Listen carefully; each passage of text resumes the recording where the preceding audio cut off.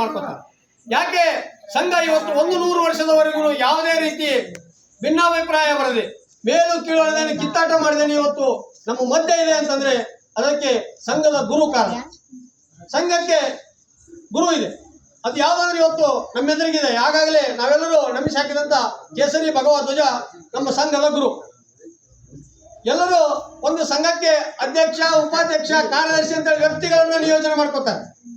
ಆದ್ರೆ ಇಲ್ಲಿ doctor G ಅವರ ಚಿಂತನೆ ಹೇಗಿತ್ತು ಅನ್ನೋದನ್ನ ನಾವು ವಿಚಾರ ಮಾಡಬೇಕು. ವ್ಯಕ್ತಿ ಎಷ್ಟೇ ಬುದ್ಧಿಶಾಲಿಯಾಗಿದ್ರು, ಎಷ್ಟೇ ಶಕ್ತಿಶಾಲಿಯಾಗಿದ್ರು, ಎಷ್ಟೇ ವಿದ್ವಾಂಸನಾಗಿದ್ರು ಕೂಡ ಅವನಿಗೆ ಮರಣ ಅನ್ನೋದಿರುತ್ತೆ. ಯಾರು ಶಾಶ್ವತ ಅಲ್ಲ, ಸಂಪೂರ್ಣನೂ ಅಲ್ಲ.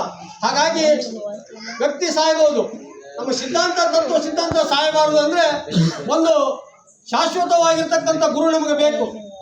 ಹಾಗಾಗಿ ನಮ್ಮ ಪೌರಾಣಿಕ ಹಿನ್ನೆಲೆಯಿಂದ ನೋಡಿದಾಗ ಕುರುಕ್ಷೇತ್ರದಲ್ಲಿ ಯುದ್ಧಗಳಲ್ಲಾಗಿರ್ಬೋದು, ರಾಮಾಯಣದಲ್ಲಾಗಿರ್ಬೋದು, ಎಲ್ಲೇ ನೋಡಿದ್ರು ನಮ್ಮ ಧರ್ಮದ ಸಂಕೇತವಾಗಿ ಕೇಸರಿ ಧ್ವಜ ಆರಾಧಿಸ್ತಾ ಇತ್ತು. ಆ ನಿಟ್ಟಿನಲ್ಲಿ ಸಂಘದ ಗುರುವನ್ನಾಗಿ ಈ ಕೇಸರಿ ಧ್ವಜವನ್ನ ಸ್ವೀಕಾರ ಮಾಡಿಕೊಂಡ್ರು. ಯಾಕೆ ಕೇಸರಿ ಧ್ವಜವನ್ನ ಸ್ವೀಕಾರ ಮಾಡಿಕೊಂಡ್ರು ಅನ್ನೋದಾದ್ರೆ, ಪ್ರತಿಯೊಬ್ಬರ ಜೀವನ ಬೆಳಗಿನಿಂದ ಆರಂಭ ಆಗೋದು ಸೂರ್ಯೋದಯದ ಮುಖಾಂತರ. ಸೂರ್ಯೋದಯ ಬೆಳಗಿನ 6 ಗಂಟೆಗೆ ಹುಟ್ಟುವಾಗ ನಾವು ಆಕಾಶದ ಕಡೆ ನೋಡ್ರಿ ಕೇಸರಿ ಬಣ್ಣದ ಅರುಣೋದಯ ಬಣ್ಣದಲ್ಲಿ ಹುಡ್ತಾನೆ ಸೂರ್ಯ.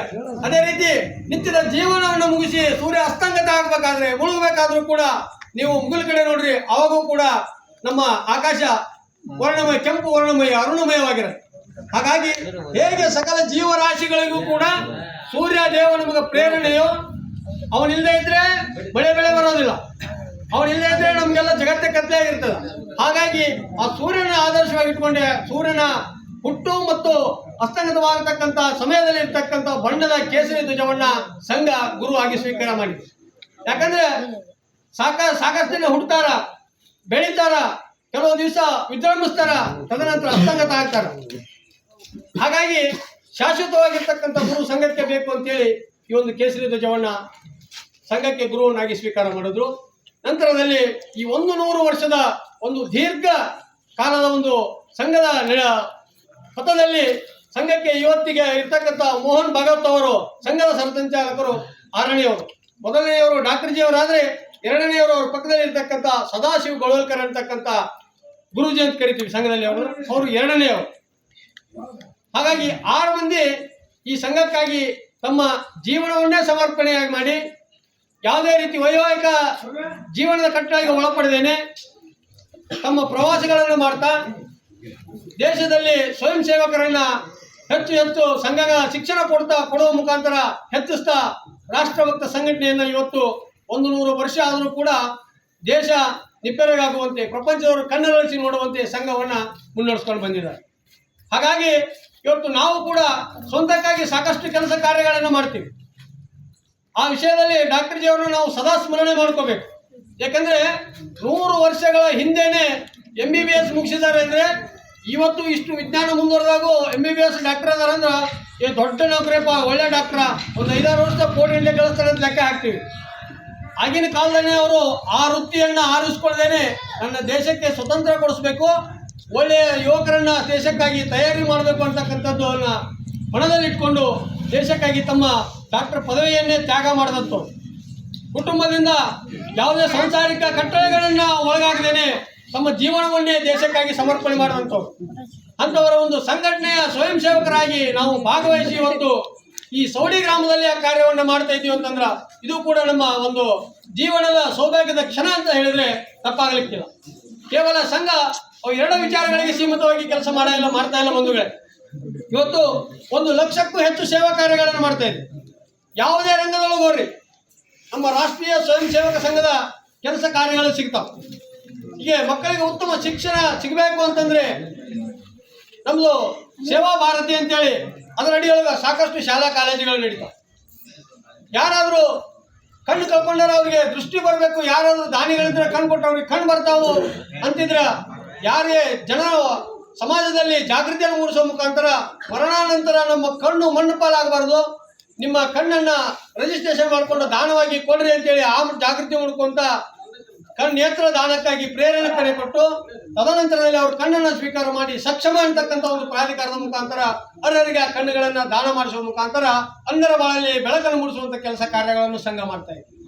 ಅದೇ ರೀತಿ ವಿದ್ಯಾರ್ಥಿಗಳಲ್ಲಿ ಒಗ್ಗಟ್ಟನ್ನು ಮೂಡಿಸಬೇಕು ಅಂತ ಹೇಳಿ ಈ ಶಿಕ್ಷಣ ಸಂಸ್ಥೆಗಳಲ್ಲಿ ಇರ್ತಕ್ಕಂಥ ತಾರತಮ್ಯವನ್ನು ಹೋಗಲಾಡಿಸಬೇಕು, ಎಲ್ಲ ಮಕ್ಕಳಿಗೂ ಒಂದು ಗುಣಮಟ್ಟದ ಶಿಕ್ಷಣ ಸಿಗಬೇಕು ಅಂತಕ್ಕಂಥ ನಿಟ್ಟಿನಲ್ಲಿ ABVP ಅಂತೇಳಿ ಕೂಡ ಒಂದು ಸಂಘಟನೆಯನ್ನ ಆರಂಭ ಮಾಡಿದ್ರು, ಅಖಿಲ ಭಾರತ ವಿದ್ಯಾರ್ಥಿ ಪರಿಷತ್.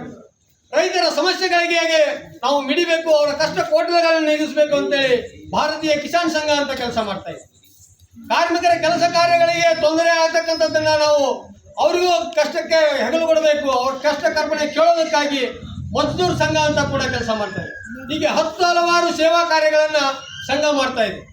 ಯಾವುದಕ್ಕೂ ಎಲ್ಲಿಯೂ ಕೂಡ ಯಾವುದೇ ಒಂದು ನಮ್ಮೂರ ಒಂದು ಸಣ್ಣದಾದ ಸೊಸೈಟಿ ಕಟ್ಟಿದೆ ಅಂದ್ರೂ ಕೂಡ ನಾವೇನ್ ಮಾಡ್ತೀವಿ, ಊರವ್ರ ಕಡೆಯಿಂದ ನಮ್ಮ ಸೊಸೈಟಿ ಆರಂಭ ಮಾಡೀವಿ, ಇಂಥವ್ರ ಅಧ್ಯಕ್ಷ, ಇಂಥವ್ರ ಉಪಾಧ್ಯಕ್ಷ, ಇಂಥವ್ರ ಖಜಾಂಚಿ ನಮ್ಮ ಸೊಸೈಟಿ ಶೇರ್ ಇಷ್ಟು ಅಮೌಂಟಿಂದ ಶೇರ್ ಮಾಡಿಸ್ಕೋರಿ, ಶೇರ್ ತಗೋರಿ ಅಂತೇಳಿ ಹಣವನ್ನ ಸಂಗ್ರಹಿಸುವಂತ ಕೆಲಸ ಮಾಡ್ತಾವೆ ಯಾವುದೇ ಸಂಘಟನೆಗಳಾದ್ರು. ಆದರೆ ಇಲ್ಲಿ ಯಾವುದೇ ಹಣದ ಕ್ರೋಢೀಕರಣ ಮಾಡುವಂತ ಪ್ರಮೇಯ ಇರೋದೇ ಇಲ್ಲ.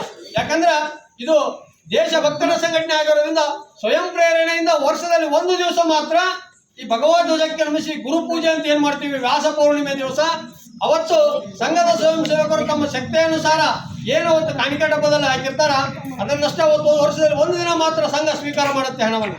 ಅದನ್ನ ಬಿಟ್ಟರೆ ಮತ್ತೆ ಬೇರೆ ದಿವಸ ಯಾವ ಕಾರಣಕ್ಕೂ ಯಾರ ಹತ್ರನೂ ಚಂದ ಆಗಲಿ ದೇಣಿಗೆ ಆಗಲಿ ಸಂಘ ಪಡೆಯೋದಿಲ್ಲ. ಆ ಹಣವನ್ನು ಕೂಡ ವ್ಯವಸ್ಥಿತವಾಗಿ ಲೆಕ್ಕ ಮಾಡಿ ತಮ್ಮ ಜೀವನವನ್ನು ಸಂಘಕ್ಕಾಗಿ ಸಮರ್ಪಣೆ ಮಾಡಿ ಪ್ರಚಾರಕ್ಕಂತ ಏನ್ ಬರ್ತಾರ, ಊರೂರಿಗೆ ಶಾಖೆ ನಡೆಸುವಲ್ಲಿ ಭೇಟಿ ಕೊಡೋದಕ್ಕೆ, ಈ ಸಂಘದ ವಿಚಾರಗಳು ತಿಳಿಸೋದಕ್ಕಂತ ಯಾರು ಬರ್ತಾರ ಅವ್ರ ಬಸ್ ಚಾರ್ಜಿಗಾಗಿ ಮಾತ್ರ ಖರ್ಚು ಮಾಡೋದು, ಕೇವಲ ಬಸ್ ಚಾರ್ಜಿಗಾಗಿ. ಅವ್ರ ಊಟಕ್ಕೆ, ತಿಂಡಿಗೆ, ನಾಷ್ಟಕ್ಕಂತ ಕೂಡ ಖರ್ಚು ಮಾಡೋದಿಲ್ಲ. ಹಂಗೆ ನಮ್ಮ ಸ್ವಯಂ ಸೇವಕರು ಪ್ರಚಾರಕರು ಯಾರೇ ಊರಿಗೆ ಬಂದ್ರು ಕೂಡ, ಈಗ ಸೌಡಿ ಉದಾಹರಣೆಗೆ ಬಂದ್ರೆ ಸೌಡಿಗೆ ಇರ್ತಕ್ಕಂಥ ಯಾರೊಬ್ಬ ಸ್ವಯಂ ಸೇವಕರ ಮನೆಗೆ ಬರ್ತಾರ, ಅವ್ರ ಮನೆಗೆ ಉಪಹಾರ ಮಾಡ್ತಾರ, ಉಳ್ಕೊಳ್ಳೋ ಪ್ರಯತ್ನ ಒಂದು ಇನ್ನೊಬ್ಬರು ಸ್ವಯಂ ಸೇವಕರ ಮನೆಗೆ ಉಳ್ಕೋತಾರ, ಮುಂಜಾನೆ ಶಾಖೆಗೆ ಹೋಗ್ತಾರೆ, ಮತ್ತೆ ನೆಕ್ಸ್ಟ್ ಪ್ರವಾಸಕ್ಕೆ ಹೋಗ್ತಾರೆ. ಹಾಗಾಗಿ ಇಲ್ಲಿ ಹಣದ ದುರುಪಯೋಗನೂ ಇಲ್ಲ, ಕೂಡಿದಂಥ ಹಣವನ್ನ ಕೂಡಿಟ್ಟು ಅದನ್ನು ಬೆಳೆಸಬೇಕಂತ ಯೋಚನೆಯೂ ಇಲ್ಲ. ಹಾಗಾಗಿ ಈ ಸಂಘವನ್ನ ವಿದೇಶದವರು ಕೂಡ ಅಷ್ಟೇ ವಿಶ್ವಾಸಾರ್ಹತೆಯಿಂದ ನಂಬ್ತಾರೆ, ಸ್ವದೇಶಿಯವರು ಕೂಡ ಅಷ್ಟೇ ಸಂಘ ಇದೆ ಅಂತಂದ್ರೆ ಅಷ್ಟು ಹೆಮ್ಮೆಯಿಂದ ಹೇಳ್ತಾರೆ.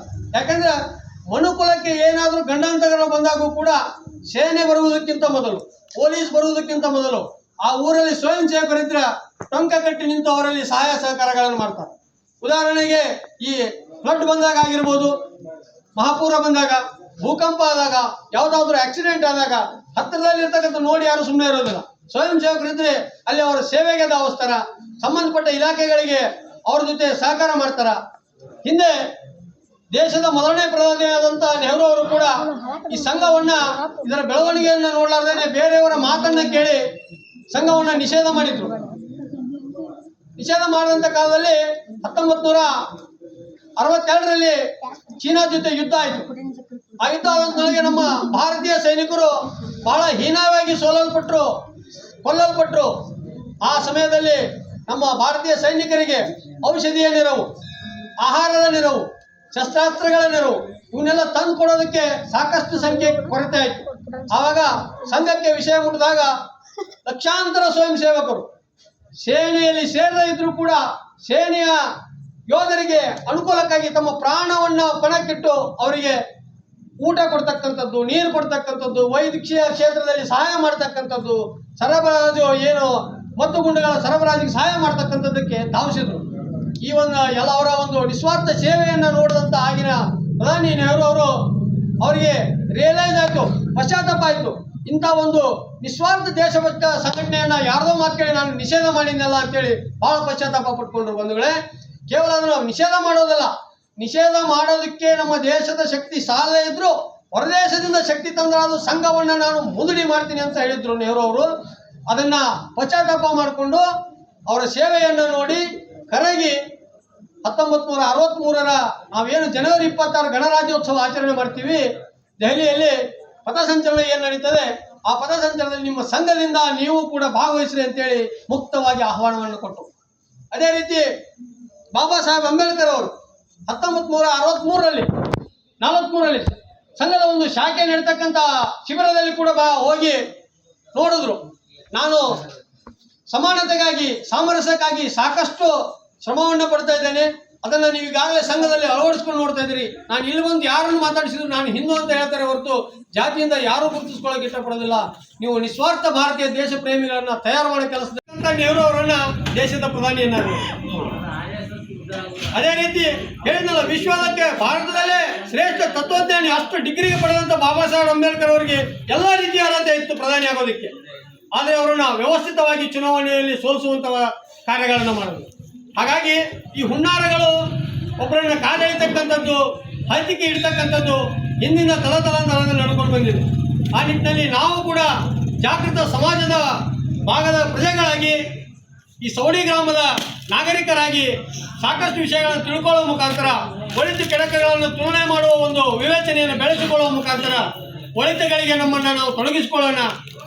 ಕೆಟ್ಟ ಕಾರ್ಯಗಳಿಗೆ ಪರೋಕ್ಷವಾಗಿ ಪ್ರತ್ಯಕ್ಷ ಸಹಾಯ ಸಹಕಾರಗಳನ್ನು ಮಾಡದೆ ಖಂಡಿಸುವಂಥ ಪ್ರವೃತ್ತಿಯನ್ನು ನಮ್ಮಲ್ಲಿ ಬೆಳೆಸ್ಕೊಳ್ಳೋಣ. ಯಾಕೆಂದ್ರೆ ಇವತ್ತು ಸಮಾಜ ಹೇಗಿದೆ ಅಂದರೆ ಜಾತಿಗಳಲ್ಲಿ ತುಂಡು ತುಂಡು ತುಂಡಾಗಿ ನಮ್ಮಲ್ಲಿರುವ ಒಗ್ಗಟ್ಟನ್ನು ಛಿದ್ರ ಮಾಡಿದ್ದಾರೆ.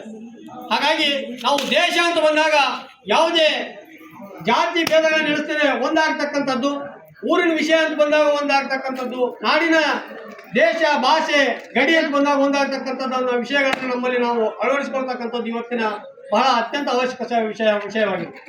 ಯಾಕಂದ್ರೆ ಬಂಧುಗಳೇ, ನಿಮಗೊಂದು ಎರಡು ದೃಷ್ಟಾಂತಗಳನ್ನು ಹೇಳಿ ನನ್ನ ಮಾತನ್ನು ಮುಗಿಸಲಿಕ್ಕೆ ಇಷ್ಟಪಡ್ತೀನಿ. ಹೇಗೆ ನಾವು ಪರರ ಒಂದು ಪ್ರಲೋಭನೆಗೆ ಬಲಿಯಾದರೆ ನಮ್ಗೆ ಹೇಗೆ ನಷ್ಟ ಆಗತ್ತೆ ಅಂತದನ್ನ ನಿಮ್ಗೆ ಹೇಳ್ತೀನಿ.